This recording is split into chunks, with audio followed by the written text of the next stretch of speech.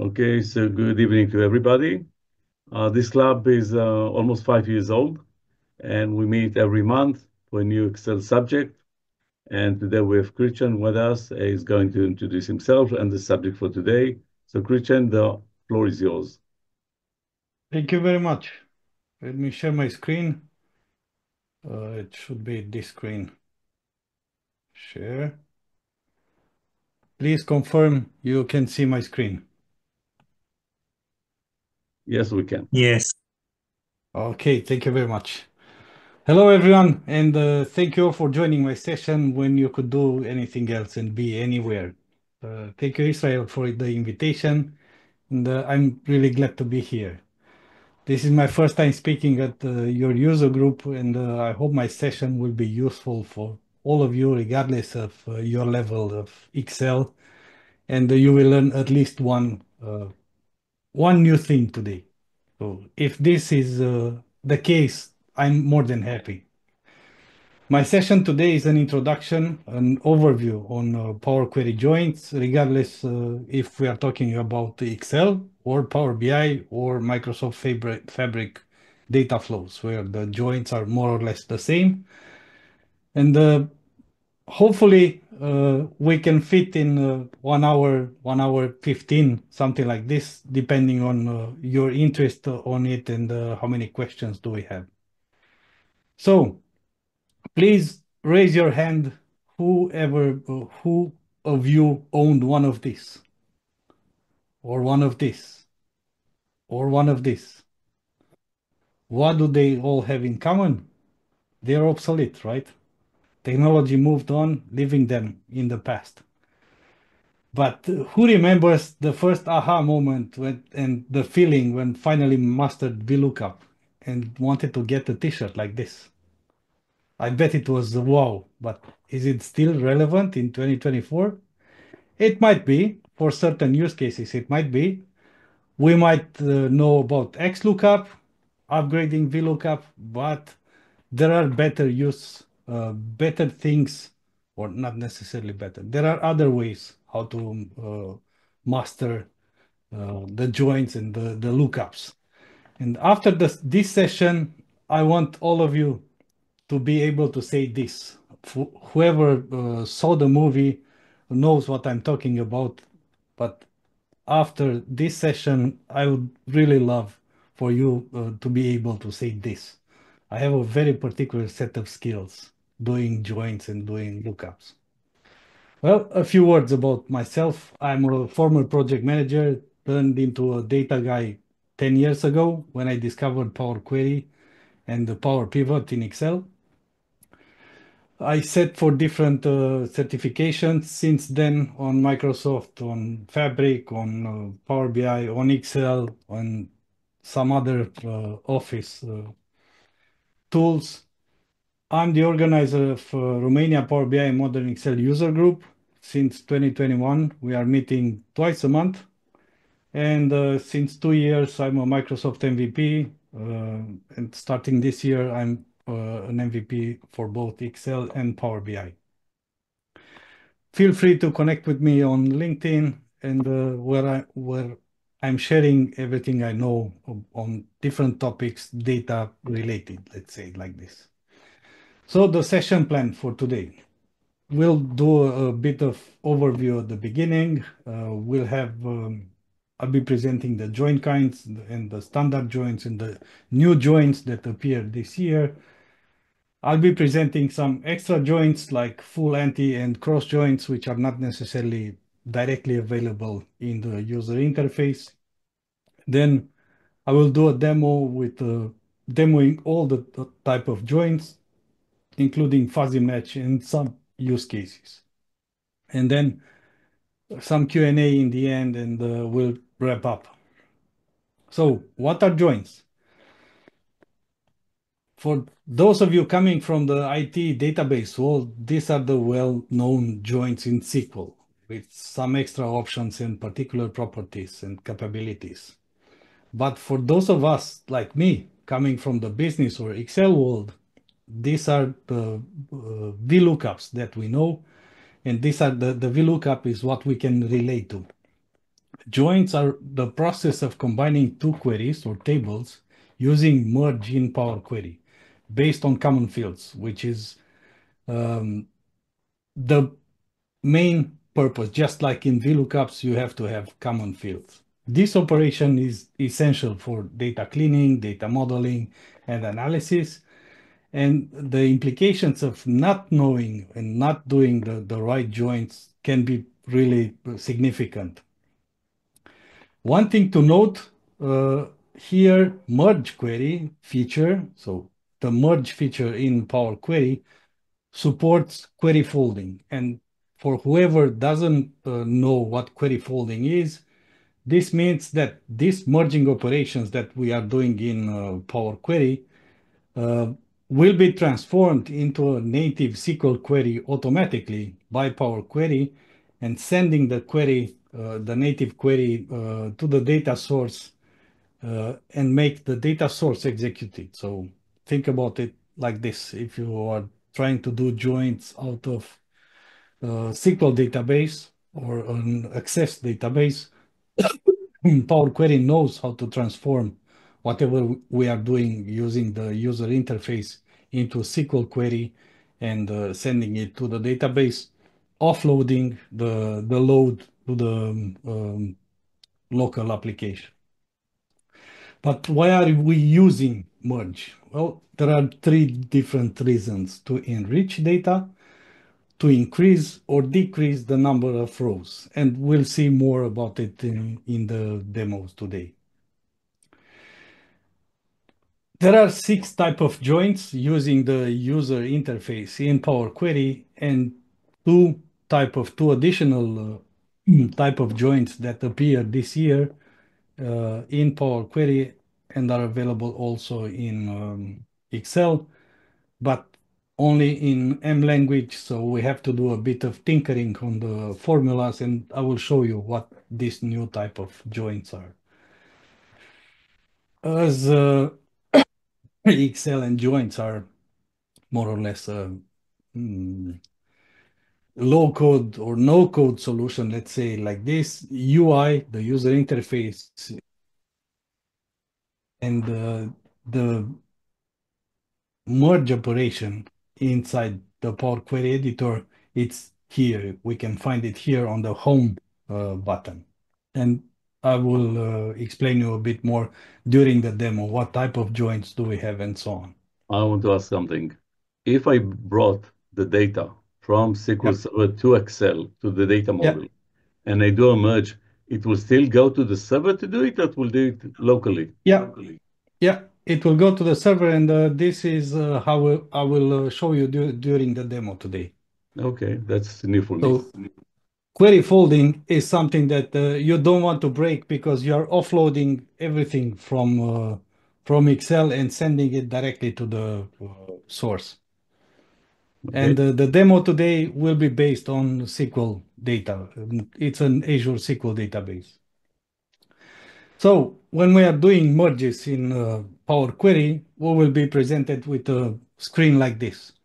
It's not very fancy, let's say like this. If you want, and if we have time, I will show you how this looks inside data flows, where everything is nicer, more colored, and so on. But the main interface in Excel is this one. And I wanted to show it like this. But you will see it in different areas, in different documentations. You will see the top table called primary table and related table, or you will see top table and bottom table. But in reality, the thing that made me click and understand everything, because in different documentations you will find it as left table and right table. This is how they are placed. This is the left table and the right table. So basically, this is what we are doing. We have a left table. Think about VLOOKUPs. The left table is the table that you are starting from and getting data from a right table. So a table which is outside on the right, let's say like this. So you will even hear me during the session today saying left table and right table or primary table and related table. This is what I'm talking about. Starting table and the lookup table, let's say it like this. As I said, there are 6 join types using the user interface: the left outer, right outer, full outer, inner join, left anti-join, and right anti-join. I will not go into details now because I will show them during the demo, but these are the ones which are available using the user interface. There are 2 additional join types in terms of M functions, which are the left semi-join and the right semi-join. These are very helpful when you are doing joins from different databases, where these are basically only filtering the data. And I will show you an example on these 2. And there are some extra joins that we can do: a full anti-join, cross joins, or self joins. Now that we've had the overview on it, let's go with the demo. So let's move to my other screen and let me open this file. So the demo that we are doing today will be based on 2 tables, at least for the simple joins or the standard joins. We are having 2 tables. A table with fruits and their superpowers, so banana, apple, orange, kiwi, and so on. And they have superpowers, let's say like this. And the same fruits or different ones which have some secret identities, let's say it like this. Well, in this table, if we would be, everybody knows how to do a VLOOKUP. We just go on the right table, do VLOOKUP, and we'll find whatever we need if the data is in the other table. There are better options or easier options or different methods. It's not even better necessarily. There are different methods to do it, and the idea for me is to show you how we can do all kind of lookups using the Power Query here. In this table, we have some common fields, right? Like banana is in both tables, orange again in both tables. There are some common fields here, but also there are some differences. So in this table, in the left table, on the superpowers table, we have some records that are appearing only here, and on the other one, we have some records that are appearing only on the secret identity table. Using the joins, we can do whatever we want and finding everything that we need in all kind of ways. But we don't need to use necessarily VLOOKUP or XLOOKUP, so we can find everything in both tables. Normally, what we would do here is just go to the table that we want to look up, go to data, get from table /range, load the data into Power Query. Here I already have some pre-prepared demos, because otherwise we wouldn't finish in time. So I'm just loading it inside Power Query. This one, Excel superpowers, and also the other one. So discard this. So I'm loading both tables inside Power Query, and we can start doing the joins. Before going to the joins, I want to show you something. I want to show you the results and understand a bit what are the 6 type of joins, what are they doing. So now that I have the same tables, the superpowers, the left, the primary table, and the secret identity, these are the results already, but I will show them how to do it, how we got to these results, using Power Query, but I just wanted to go briefly over them and explain what type of joins are each of them. So the left outer join is getting all the data from the left that are matching from the right. So all the fruits and their superpowers with their secret identity. The right outer join is getting all from right. So all the data from the right table with matching records from the left table. The full outer join will bring us everything from both tables, so all the records from both tables. The inner join will give us only the only matching rows, so the ones that I showed you at the beginning that are matching. The left anti-join will bring us only the records that are in the left table and not existing in the right table, and the right anti-join is giving us everything that it's available in the right table and not in the left table. And the full anti-join is actually only the differences between the two tables, which can be also extracted as records. So now that we've seen the big picture, let me go to my other file, which is already pre-prepared and connected to a SQL database in Azure. It's this one. I have a single connection. Let me open Power Query. This one.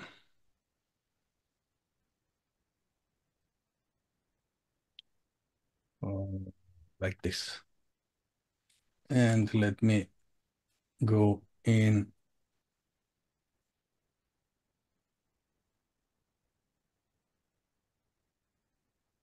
and contract everything so we can go case by case and I can explain what I'm doing. So here I have a connection to a SQL database that it's an Azure SQL database. On this one, I'm just going to get everything from there. I'm keeping only the tables from that database, and I have the special schema with tables that I'm using for Power Query merge. From these tables, I'm just referencing different tables for our demo tonight. So most of the demos will be, or all of them will be done using this. And I see that my keyboard is not working. 1 minute so I can start. I can get my other keyboard. The pleasure of doing live demos. Well, how it should work. The other one, yeah, it's working. So what I'm doing here for the standard joins, I'm just referencing, and I will show you at the beginning. I'm referencing the raw data connection query. So right click, reference the query, which is the start of this query. And I'm navigating to the fruit superpowers table, this one, the one that I was showing you in Excel. And also I'm getting the secret identity exactly in the same manner. So I'm referencing the raw data connection and navigating to this secret identity table. Well, in order to do a join, we have two options. As I said, we can go here, and I will show you how I did the first one, and then I will do the first one, and then I will just go through the existing ones. So for the first join, I will just click, right click on the superpowers, reference it, and here we have two options. As I said, here in the, of course, I'm using the other one, the other keyboard. Here in the tab, in the home tab, we have the menu, the merge query. Here, actually, we have two options: merge the query directly here or merge it as a new query. Whenever you are doing a merge as a new query, another query will be created, and it's not very it's usable, but I'm not doing it like this usually because and let me show you what I'm saying. Fruit identity, secret identity. I'm just selecting the column that I want to join by in the left table with the column that I want to join in the second table. I'm getting a match here at the bottom that the selection is matching 7 out of 10 records from the first table.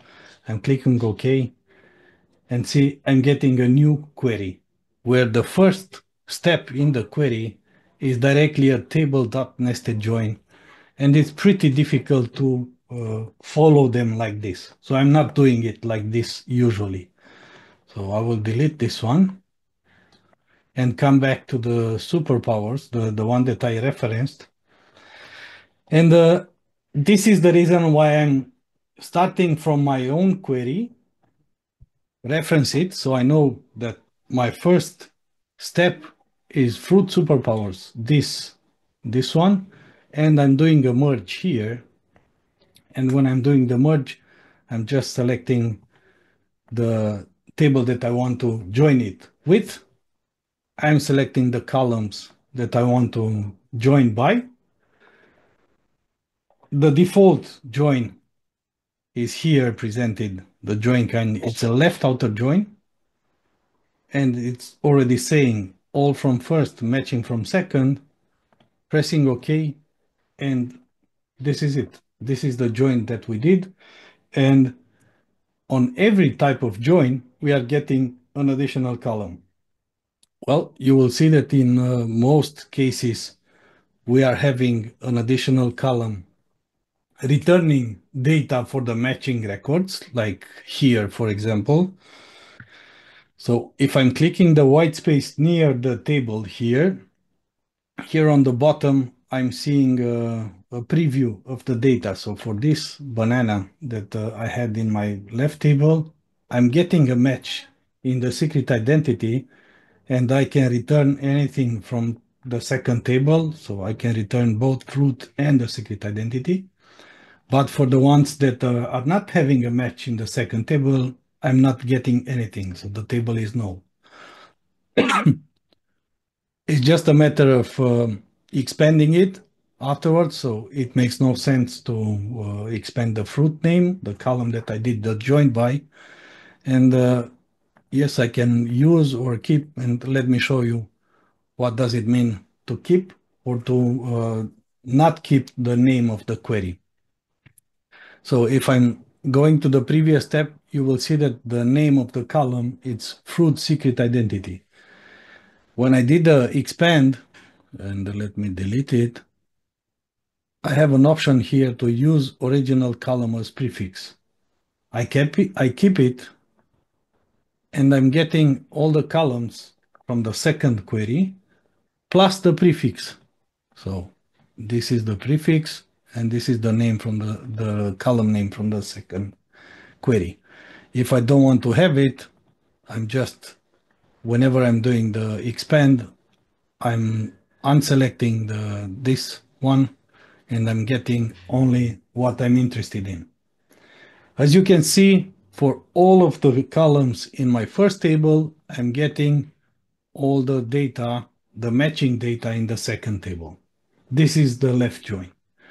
And just to show it here, the left outer join, as I said, is keeping all the rows from the primary table and brings in any matching rows from the related table. And this is the default join type whenever we are doing joins. So this is the default, and as you saw, the function that is written whenever we are using the user interface is table.nestedJoin, the function that the Power Query is writing for us. Okay. Any questions until here? Yeah, just a comment. First of all, thank you very much. Until now, it was very informative and good. I just want to make sure that when, in your example, the right table only have one row for each item, or as we say, key. So if we have Yes. more than one, it will duplicate the lines, okay? It's not like VLOOKUP if you're working with dimensions, for example. Yeah, we'll get there. I'm having a demo for that. Okay. Yeah, you're right. And it's one of the points that we have to make sure, but we are starting simple with these two Okay. simple tables. Thank you. No problem. So if I'm deleting this, the one that I did, I can show you the ones that I already prepared. This is the left join, and as you can see, I have some additional properties if you want, and this is available for everything in Power Query. If you hover over the query name, you can put some additional information for your documentation for you in 6 months or for others. And you can also have some additional comments and properties over each of the steps inside Power Query. And the steps that I did here are already renamed, and I'm having some additional comments on it. If you want to put comments, it's just a matter of going to properties and add the comment here. Or if you want, you can go in advanced editor and put a comment just like this one here. For each of the steps, you can add additional comments. So whenever you are hovering over the step name, you will get an eye like this one here, and you get some additional namings or additional context for it. Well, for right anti-join, I did the same thing. I just referenced the fruit superpowers, and I did the join, a merge here. Come on. It happened again today. I don't know what's happening. Power Query is not listening. Let me try to cancel it and start again. He's sensitive. You need to talk to him very slowly, very softly. This is the beauty of a live demo. You can get everything or anything.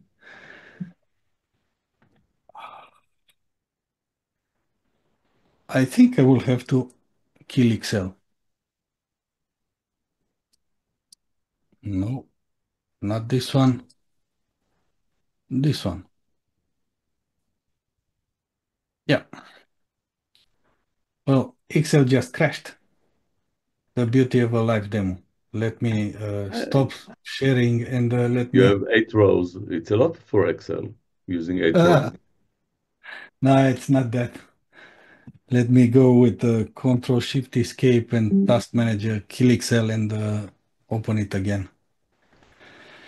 I love it when it happens, but I'm pretty sure I'm not the only one that got this during the day of work.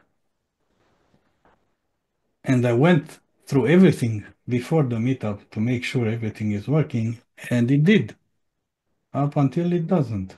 On the chat, someone says, kill mashup container.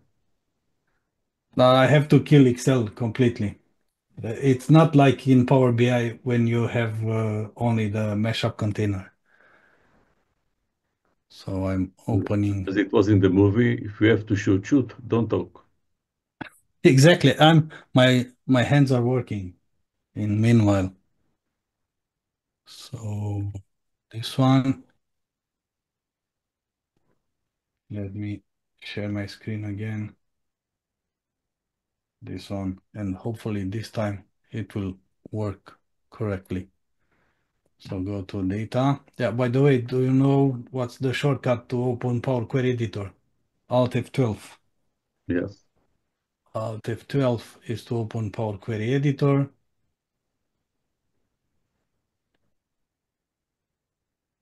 And another thing that let me make sure it connects to the SQL database. Yeah, it does. And another thing to do everything, to close everything is the left arrow. So we were here at right anti-join. So if I go to this one, yeah, this time it works. The only thing that is different whenever you are doing joins is just changing the join kind here, the option for join kind. As I said, there are 6 different joins available using the user interface.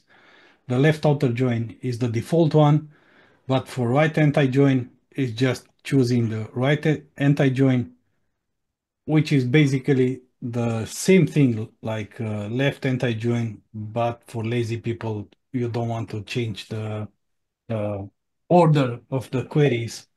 So it's basically a mirrored left anti-join, so taking all the records from the first, matching from second, first being the right one. Again, we are getting an additional column, this one, and whenever we are expanding it, we get all the records from the right table and only matching records from the left table, returning nulls for the ones that are not here. And let me show you, if you go on this one, you will see that we are getting 3 different matches available in the right table and not available in the left table. This is the reason when we are expanding, we are getting these nulls here. Let me move to this and go to the right outer join. So as I said, the right outer join returns all rows from the right table and the matched rows from the left table. If there is no match, the result is null. A use case for it is combining a new marketing leads table, the right table, with an existing customer table, the left table, to identify all leads, including those not yet in the customer base. This helps focusing efforts on converting new leads who aren't existing customers, for example. But to be honest, I'm not using in my daily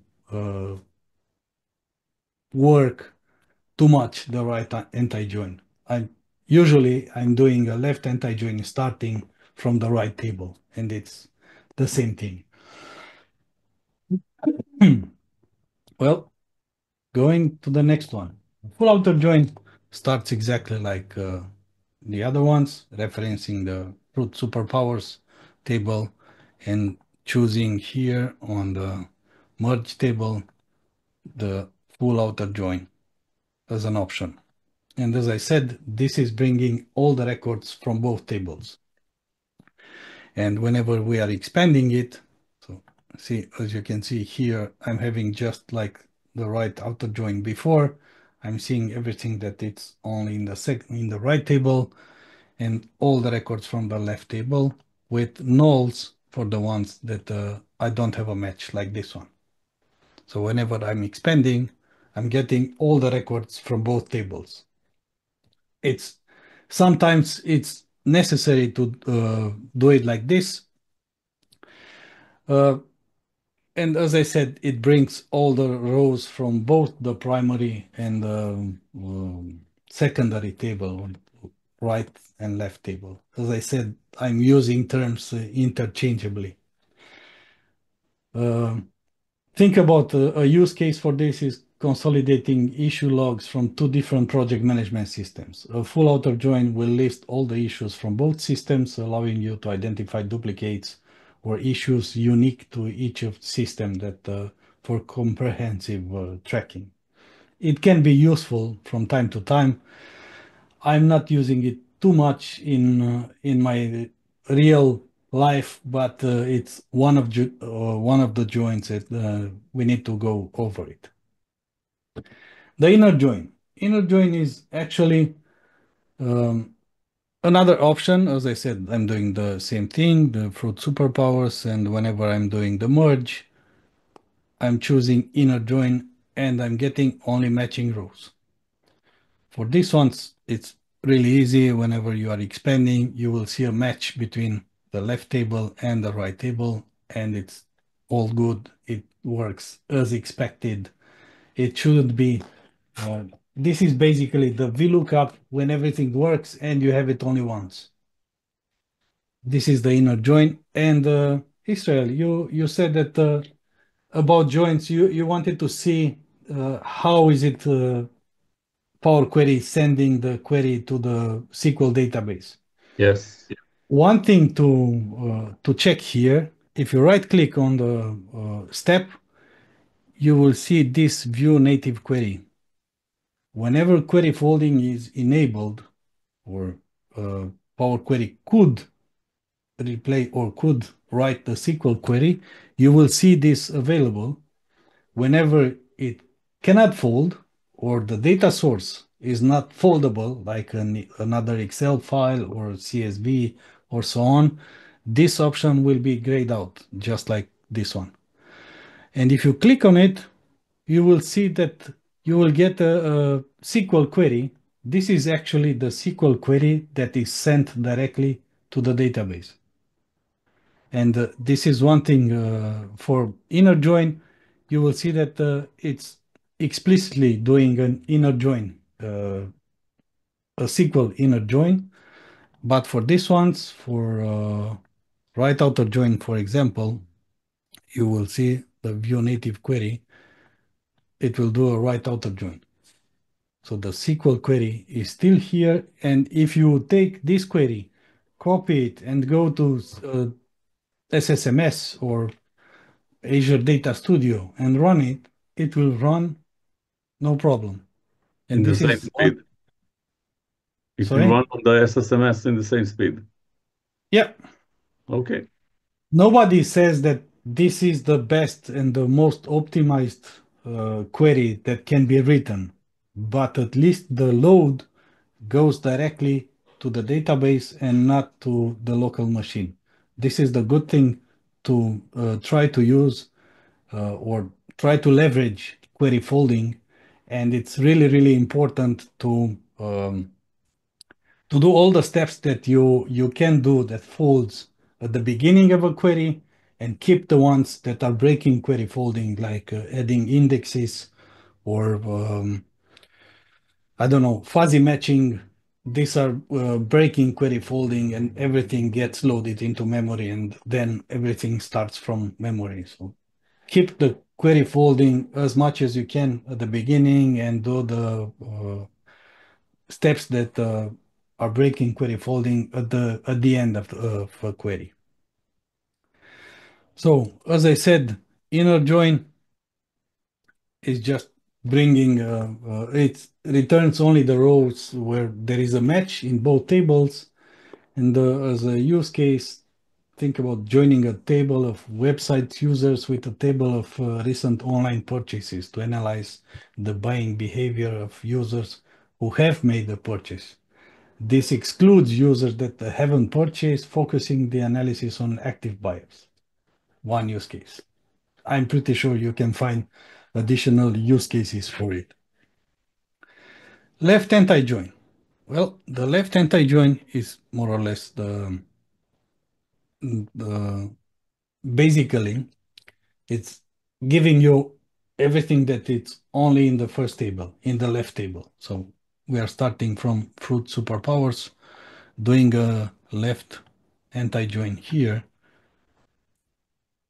So I'm choosing left anti-join, rows only in first, eliminating completely. So if you see in my first step, I have 10 records. Whenever I'm doing the merge, it's already filtered to 3 records. And these are the records that are only available in my first table, in my left table. And of course, if you don't have anything in the right table, this additional column, it makes no sense to expand it because you will always find nulls there. I just expanded it here so you can see it, but usually this is also a filter on the other table.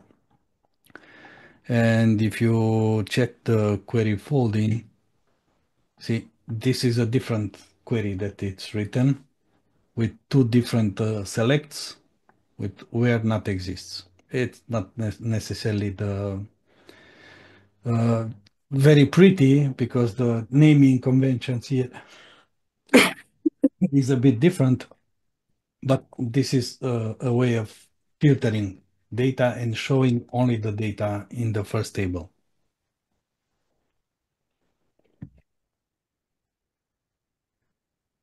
Let me go to the slides.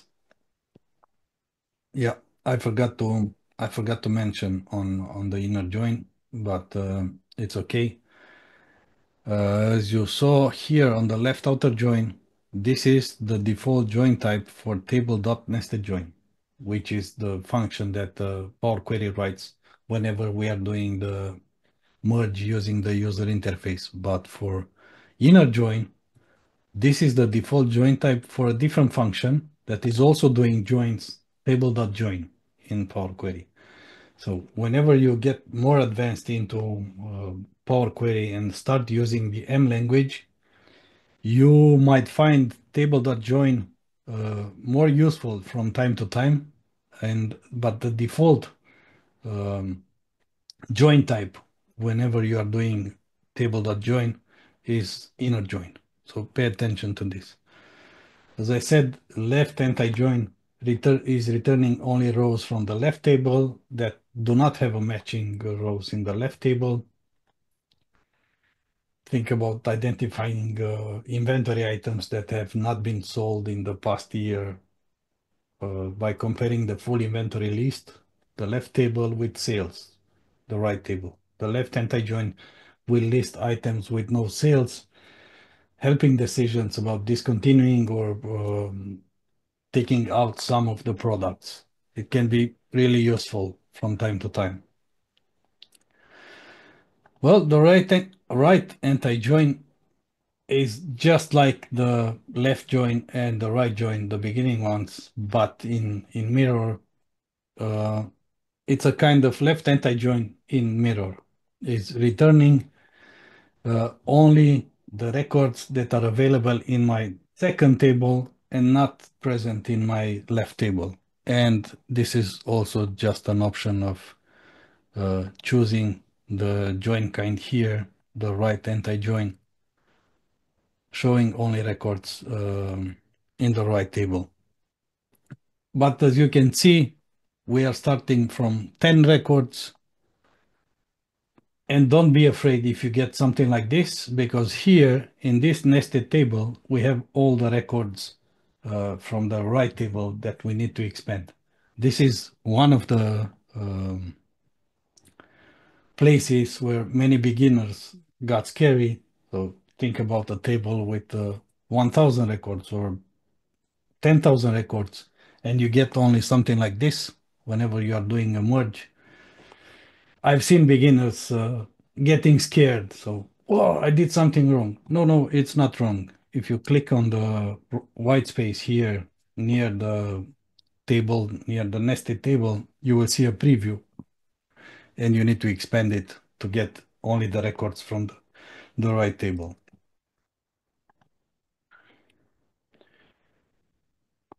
As I said, is returning rows from the right table that do not match, do not have a match in the left table. And as a use case, finding software licenses in the right table that are not assigned to employees in your company directory, the left table. This would help tracking unused licenses that can be reassigned or canceled to reduce costs. It's one of the use cases that are there. Okay, the left semi-join. I want to start with the slide here because this is something that we don't have available in the user interface, but I will show you how easy it is to modify it. The left semi-join is returns all the rows from the left table where one or more matches are found in the right table, but only include columns from the left table. Essentially, it filters the left table to include only the records from the corresponding records in the right table. I will show you what it does and how, because this is really helpful left semi-join, and I will go back to the full anti afterwards. This is really, really helpful whenever you have,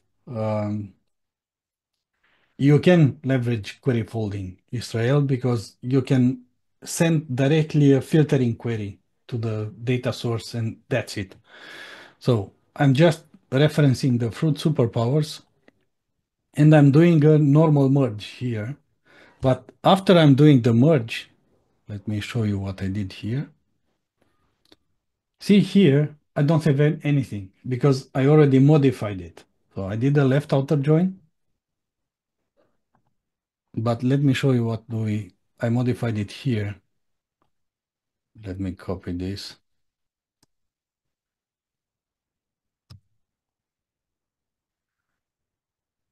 This is the left, no, not this one. Left outer. This is the original one, right? Whenever we are doing a join. This is the default one. So whenever we are choosing query, we will get this function written by Power Query, a join left join kind left outer. Well, this can be modified very easily. If we're deleting the left outer part, we can just go with left anti-join. And this is basically filtering everything that we have in this. Yeah, it didn't refresh because I restarted everything, but it will work eventually. Yeah. As I said, this is already filtering the data in my left table based on the existing data. I said left semi-join. I just realized I have two less records, so it's a left semi-join. This is the one that I was talking about. Yeah. So you don't actually need to go to the editor, you're just changing the command in the formula bar. Yeah, you can go directly to the formula bar as long as it's active. And I'm always recommending everyone to go here to view and activate it. Yeah. Go here, activate it here. Every time, everybody should have the formula bar visible. You don't have to go inside the advanced editor and modify it, even if we could. So this would be the place and modify it. We can go directly in the formula bar, and here you will see normally, let me do a different join so you can see. Normally the code is not so well formatted, let's say it like this. And let me show you. I will do a merge query. I will insert the new query. Fruit secret identity. I want to connect this with the left outer. Okay. See, normally the Power Query formula will give you something like this. For me, it was easier to format it, and so I can show it to you. But here, it's just a matter of deleting the type of join and put it left semi-join. And here it is. But the one thing that is really, really important here is that for both left semi-join and right semi-join, you will never get data from the second table. See, here on the fruit secret identity, the purpose of the function is only to filter everything, but you will never get the matching data there. It's only to filter everything. So if it has a filter, so if you are expanding this, you will always, no, not this one, let me delete it. You will always get nulls here. See? So you have to remove it. Very well, you could remove it directly from here, and this is it.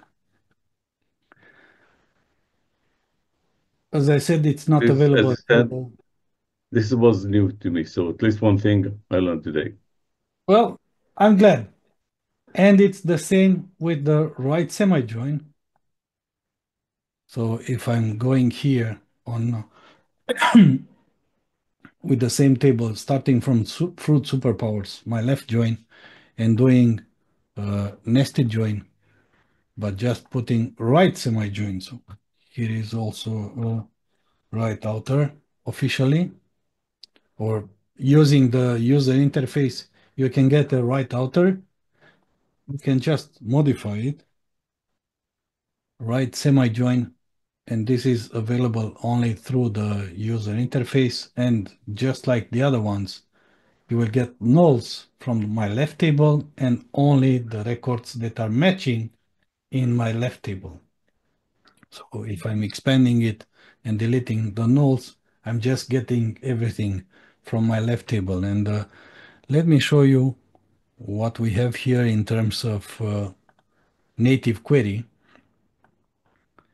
This is the secret, and this is the function that makes everything very fast and very useful whenever you are having SQL databases, so data sources. Is just checking where that specific thing exists or doesn't exist in the other table, not bringing any additional data and so on. Let me go back and show you this. The right semi-join, as I said, it's only returning rows from the right table with a matching row in the left table, not getting any additional data from the left table, just like an right outer. Let's see.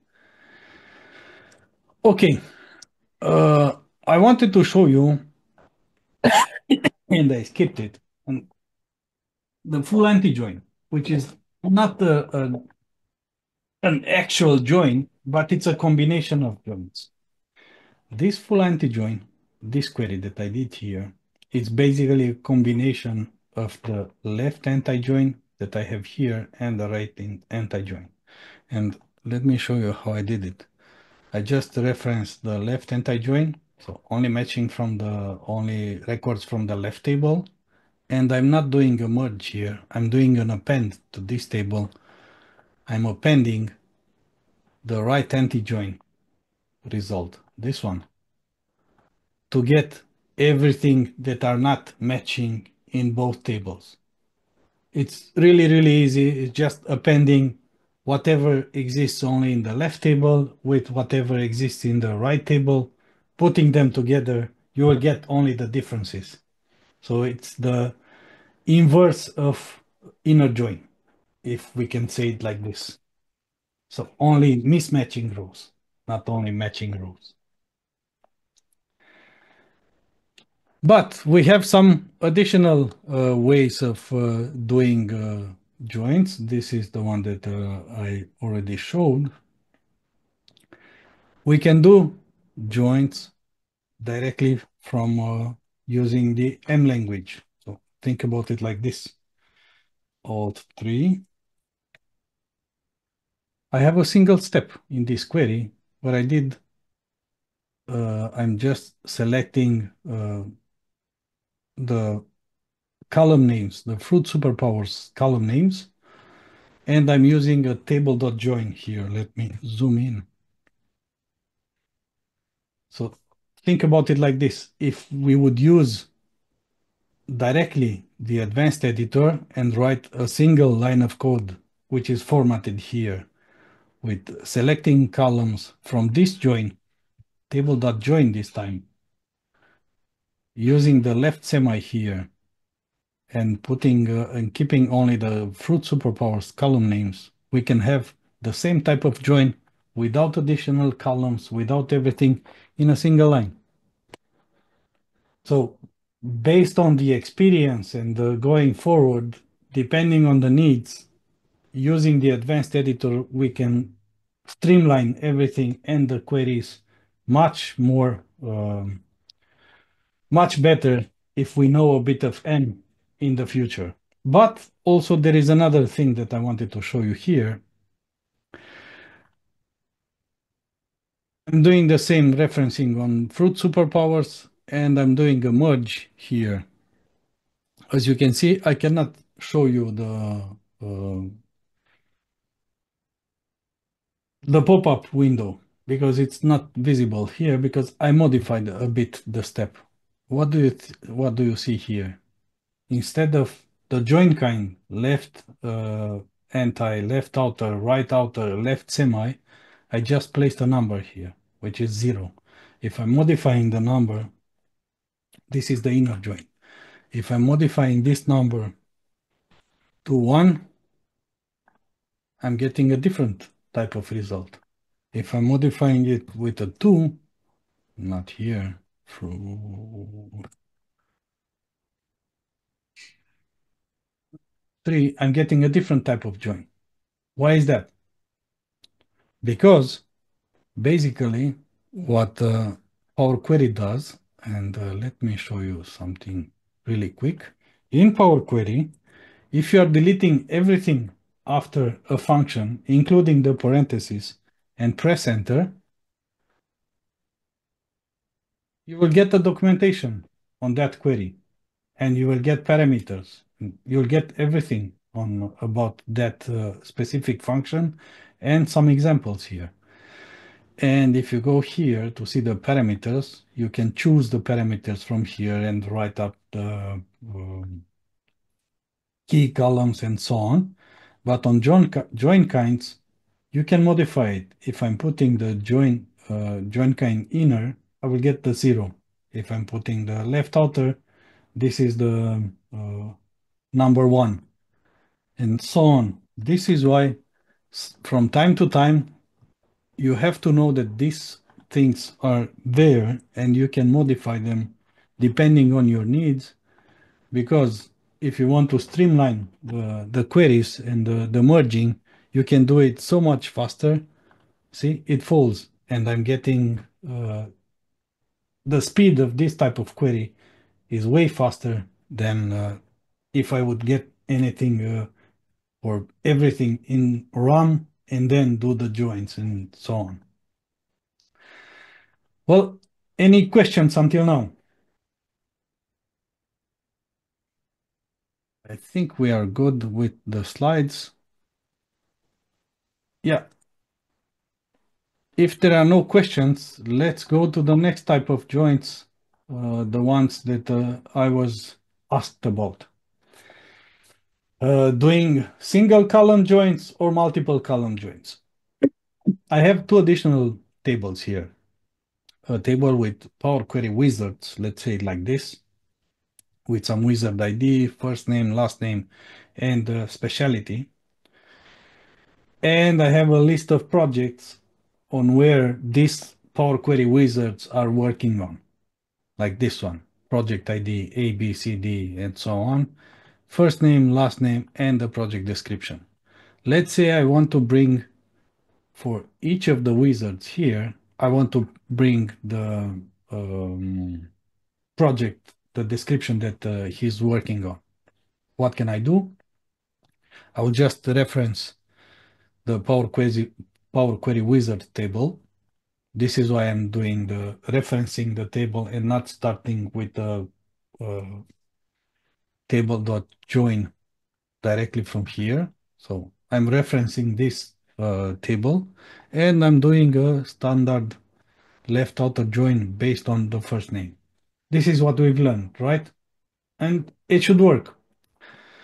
Well, I'm keeping my join kind left outer because I want to get for every wizard here the matching project that he's working on, and I'm expanding, and I see something different. I'm expanding and I'm keeping everything from the projects, all the columns. So I can bring several columns whenever I'm expanding. But what do you see here? Does anybody see anything strange? So we are starting from 9 records, and whenever we are expanding, we have 11 records. Why is that? Because this first name that we did the lookup by, or the matching by, this pivot pole had multiple matches in our second table. And let me show you. See, for pivot, we had 3 pivot matches in the second table. So I was doing the merge only based on the first name. And in my second table here, for pivot as the first name, I have 3 different records. Whenever I'm expanding all the records, all the matching records from the second table. Sometimes it might be exactly what we needed, but most of the times, whenever we are doing this type of matches, we want to do the exact match. So whenever we are doing a merge, we can do it like this. I'm doing a left join on multiple columns, again, referencing the Power Query wizards, but this time, whenever I'm doing the merge, I can select multiple. Let me show you. First name, I'm matching it with first name here and the last name, this one. Last name with last name here. Of course, it's not working unless I'm keeping the control pressed. So whenever we want to do, sorry? It has to be in the same order. Exactly. So the order that we are doing, it doesn't matter if I'm checking the first name first and then the last name or the other way around, and it doesn't matter if the name of the columns. The only important thing is to have the same order. So whenever I want to match something from my left table, I need to match it with the one in the right table, and so on. The only thing that matters here, it matters the data type. And it's not only for this type of merge, for all kind of merge. You cannot do a merge on 2 columns that one is text and one is number. Even if they look the same, you have to do the match based on columns that are having the exact same type. You cannot do a merge on text with dates or numbers with texts, let's say it like this. And if we are doing it like this, now when we are expanding, we are getting the right results because everything was matched correctly. Any questions on multiple column joins? Did this answer your question?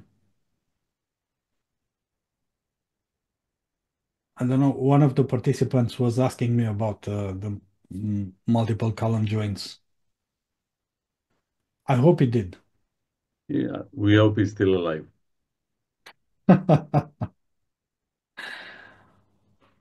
Okay, let me show you another use case.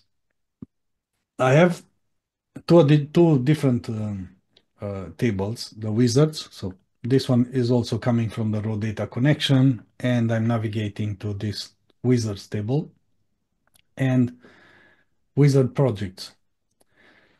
More or less the previous version. Now we know that we can do merges based on multiple columns, and I want to get the project description from this table into this wizard table. And I'm doing just like I did before. I'm referencing and creating a query, this one, and I'm doing a merge on multiple columns, right? It should work. Now that we've learned how to do joins on multiple columns, everything should work, right? Well, let's expand this column, the wizard projects, and see what we get. Why do we have this?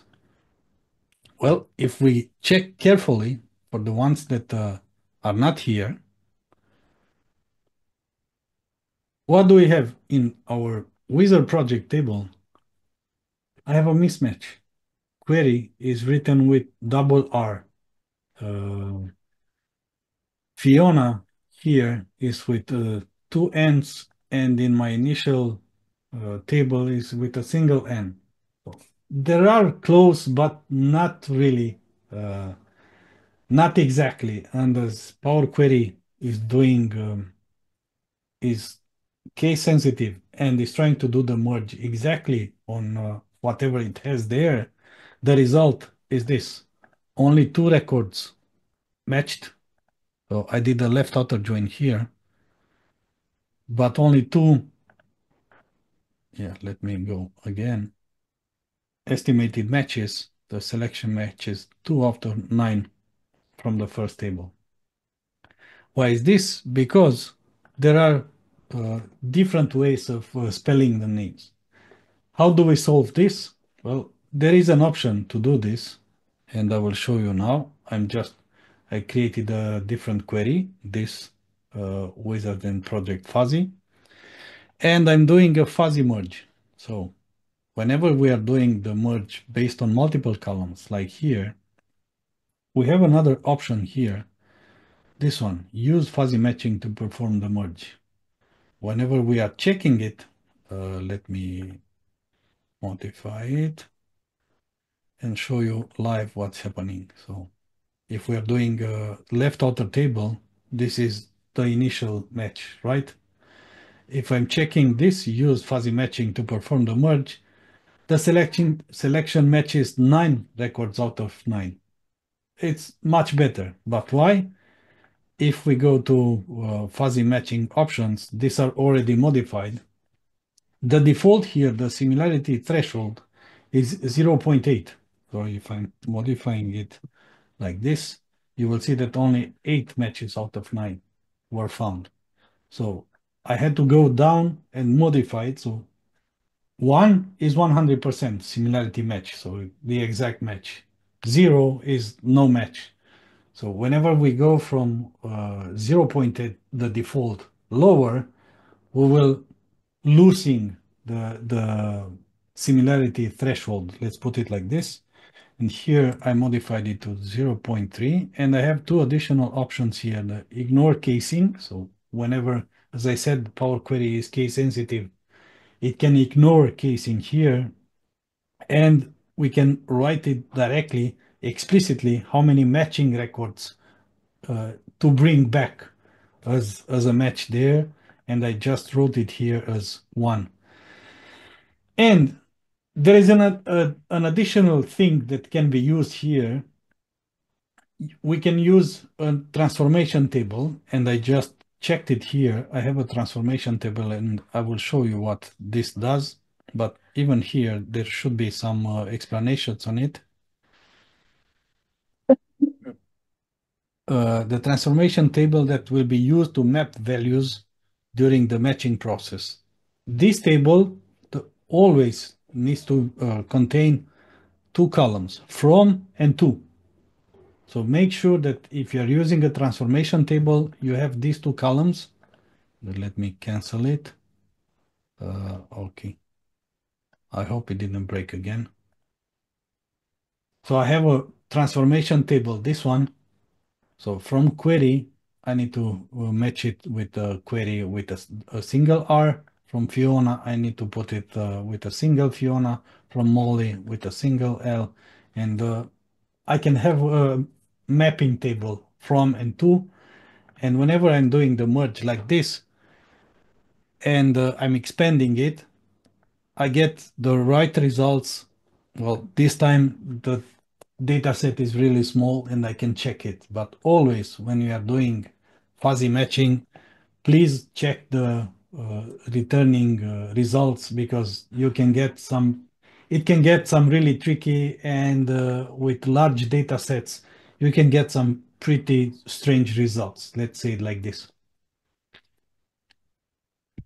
And one thing to note here, fuzzy matching is always breaking the fold, just like adding an index. So I'm not using it much in the real life, but it's good to know that it's here, and for certain use cases, it can be used. Any questions in the chat, Israel? No, not yet. If not yet, let's go to the next demo, the cross joins. As I said, there is a different type of join, the cross joins. Well, what does it mean? Cross join is actually combining all the records from the, no, for every record in the left table, we need to put and combine it with all the records in the second table. And there are several options to do it.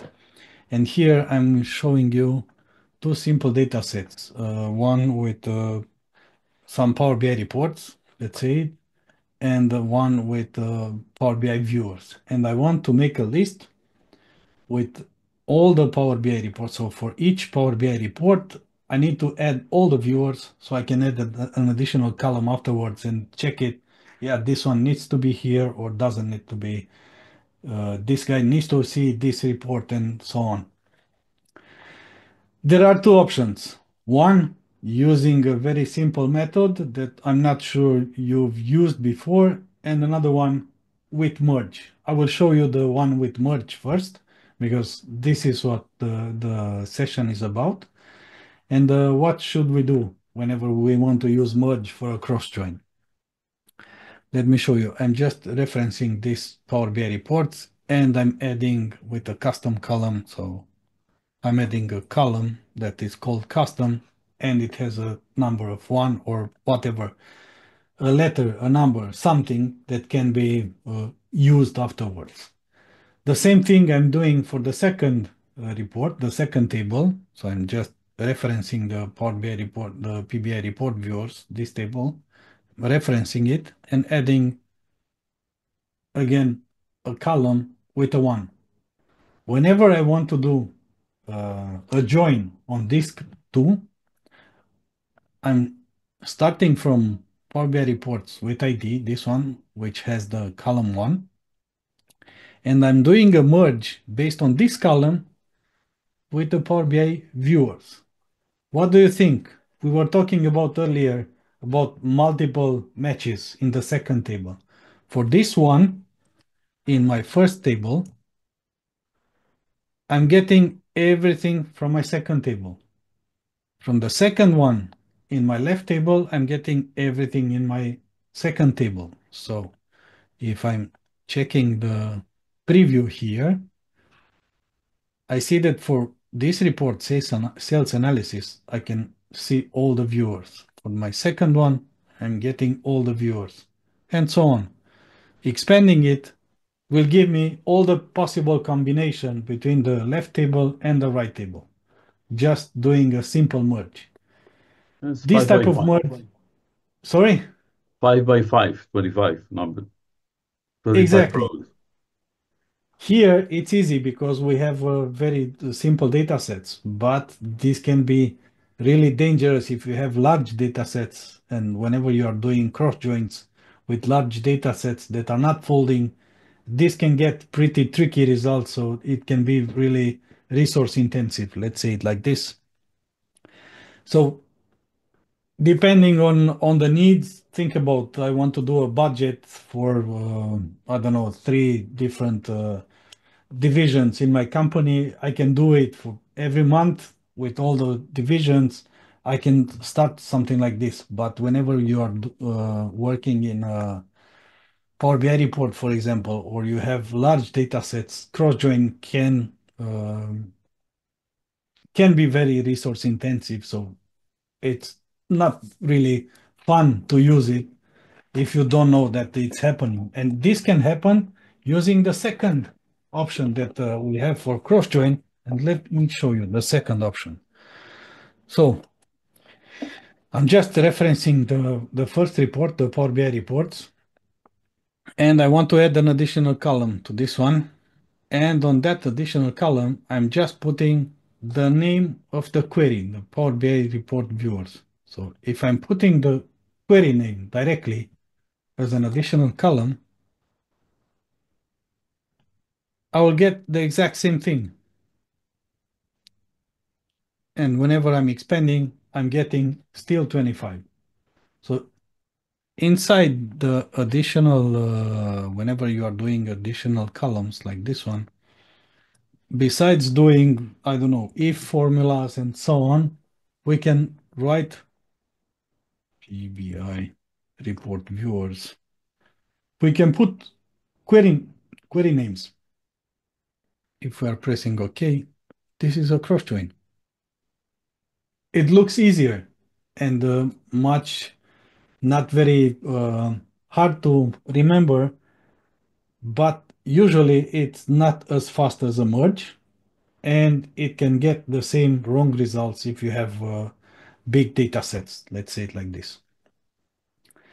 I want to show you a different one, and then the conditional joins, and we'll close because otherwise I have samples until 9 if you want, Israel, but I understood we have to stop.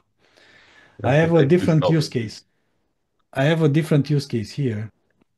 So I have some test scores, let's say it like this. I have some names, student names with the dates, and some test scores.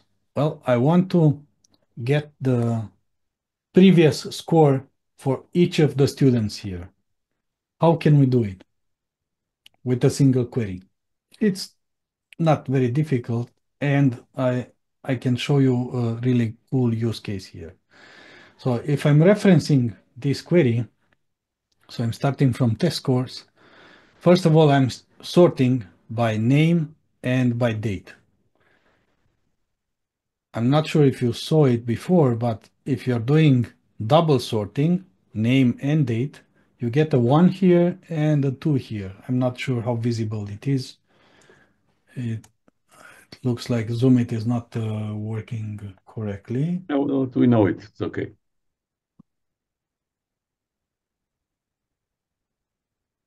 But here, I will add an index from 0 on this one and an additional index from 1. So I'm adding 2 additional columns, one starting from 0 and one starting from 1. What can we do next? I can merge my query to itself and get the and match this column with this column so that this one will get whatever I have on this record here. Match it with this one. How can I do it? Let me show you this. This one, no. Yeah, it can do it like this. A left outer join. So I'm changing. Whenever I'm doing the merge, I will merge it with itself based on 2 column, name and index. Initial index with index 1, because I want to get everything from this record to the next one. And if I'm expanding, I'm getting the previous records. Very, very easy. So we can not only merge with different tables, we can consider this type of every step of the of a Power Query is actually a table, and we can merge it. We can do merges with different steps inside our own query, and this is what I did here, based on 2 different. And if you want the last one of each customer, then you'll do an index from top to bottom. No, you can make it different one. You can do, yeah, let me show you. I have another use case with the last one, last status. And I think this will answer your question. So I have a list of products and serial numbers that are, so I have 2 products, product A and product B, with some serial numbers, A and B from product 100 and the other 100, and the test stations on a manufacturing line, the test date and their results. I need to get the last status for each of the serial numbers inside each of the tests. How can I do it? Well, I can do it like this. I'm referencing the serial number history. I'm grouping everything by serial number because this is what I want to get. Getting the number of records here. So total text. I'm getting the record numbers here and the last test date for each of them. I'm doing a merge with itself. based on the serial number and the last test here.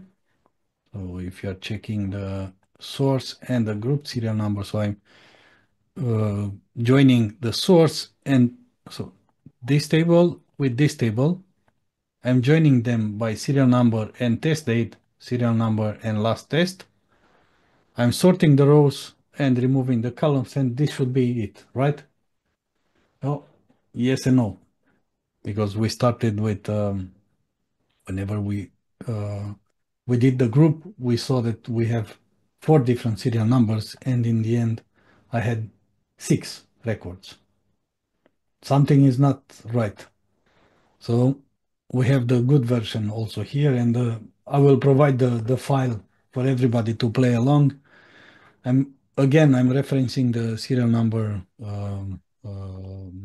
history table, but this time I'm adding station ID just by taking the the last part of the station or adding a unique ID for the stations. We can do whatever we want. We are grouping everything by serial number and last station ID. This time we are adding an additional column, the unique ID there, and doing the merge again on convert station type ID, this step with grouped serial number, this step. So I did rename the steps here, so I don't have spaces and I don't have the hash at the beginning. But whenever I do a merge again with an inner join, I'm removing the column and I'm getting all the 4 serial numbers with the stations and the last result in the last date. And it's so much easy. And one last demo, and we can wrap up. I have a sales table of 1,000 records, something like this. Let me count it. Not this one, not reverse rows. Count records. This is also coming from the SQL database, 1,014 records. And I have a list of customers which has 1.4 million records. So I can show you the power of left semi-join Israel. So this one, it has almost 1.5 million records. Wow. So I want to get the customers in Europe, in France, in a classic manner. How should I do it? Well, I'm getting the sales table. I'm doing an inner join based on customer key, which is really easy. But again, I'm getting an additional column. I'm expanding the customers, and then I'm putting some filters on continent Europe and country France. It works. No problem. We've learned how to do it. Everything folds. So if you're checking the query, this is folding towards the database. It works perfectly. But we can do it faster, better, and smarter using the left semi-join. See, here in this query, this one, this is the one, left semi-join. I'm just referencing the sales table, and I'm doing a join, left semi-join, do it like this, table.nested join.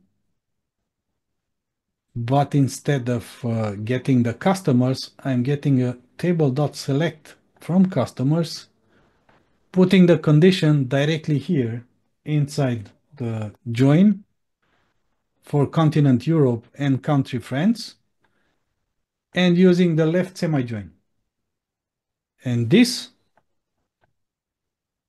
will bring me the null, whatever I have in the customer, but in the end, towards the database, I'm getting a much simpler SQL database, SQL query, and a much faster SQL query, because left semi-join is basically filtering the customers, the 1.4 million records in the customer, giving me only the sales for this, the matching records. So I started from 1,000 records, and I'm only checking this 1,000 inside the 1.4 million. And I want to do the same thing, getting only the customers in Europe, for example.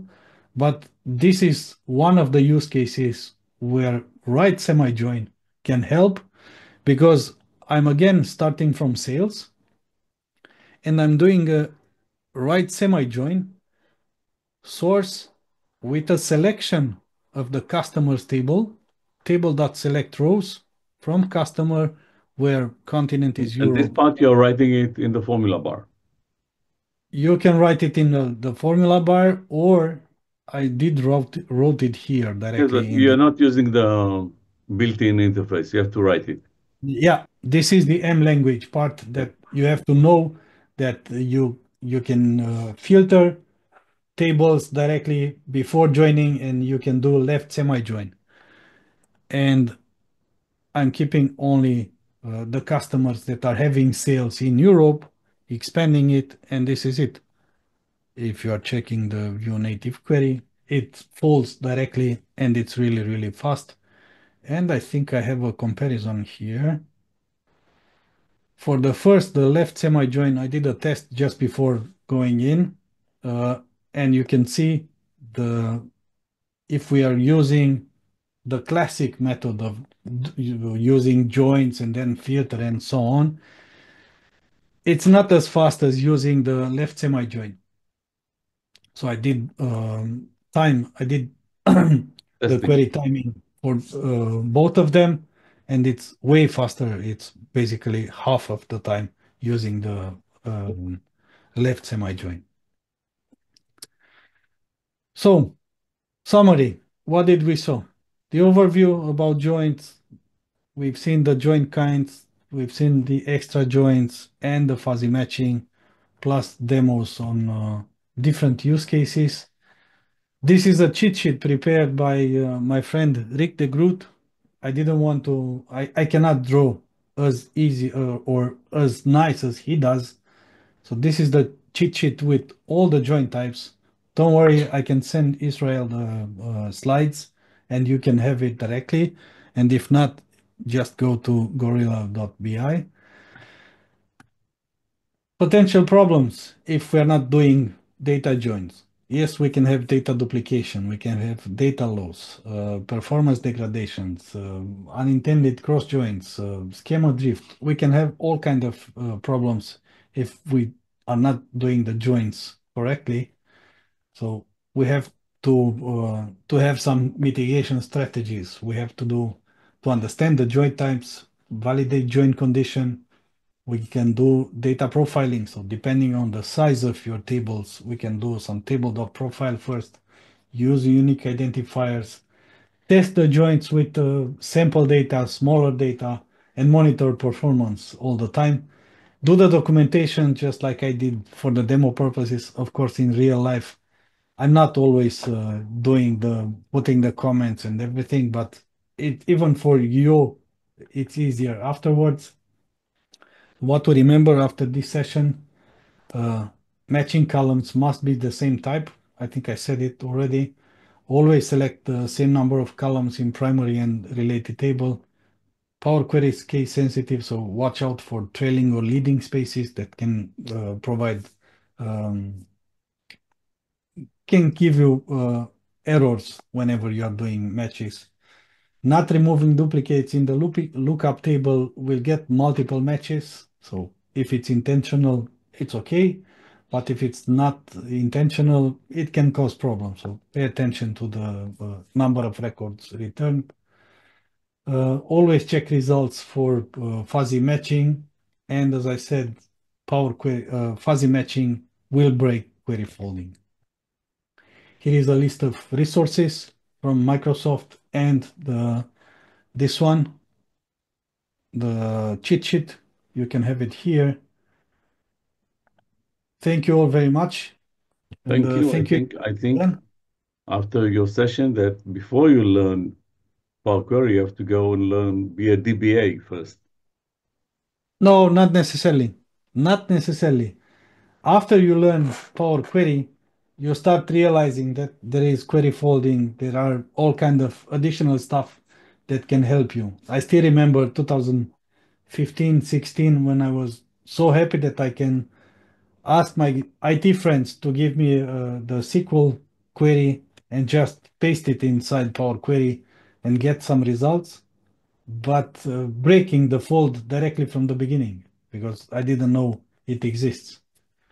So learning step by step it's much better, but at least you have to learn about those things. No, I know if I have a problem, I know what to do. I'm going to call you.